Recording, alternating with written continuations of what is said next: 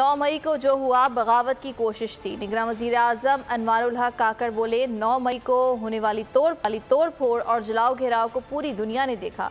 इस तरह के इक़दामात किसी सूरत काबिल कबूल नहीं है। सारे पाकिस्तान ने देखा, सारे पाकिस्तान ने नहीं देखा, पूरी दुनिया ने देखा। पूरी दुनिया की इंडिपेंडेंट, हो सकता है पाकिस्तान में रियासती इदारे जो हैं इसको मैनिपुलेट करने का उन पे इल्ज़ाम भी लगता हो और वो इख्तियार और वो एबिलिटी उनके पास हो जिसकी वजह से लोग उसको मशकूक समझते हो कि ये उन्होंने इस एजेंडे को पुश किया होगा।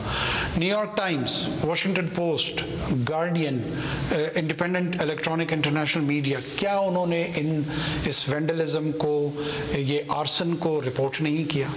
क्या इंडिपेंडेंट ग्लोबल मीडिया का उस पे कोई व्यू नहीं है, कोई असेसमेंट नहीं है? यकीनन है कि इस तरह की हुल्लड़बाजी किसी भी जमहूरी तर्ज़ हुकूमत में या इवन गैर जमहूरी तर्ज़ हुकूमत में नाकाबिल सब्सक्राइब करें और बेल दबाएं ताकि कोई खबर रह न जाए।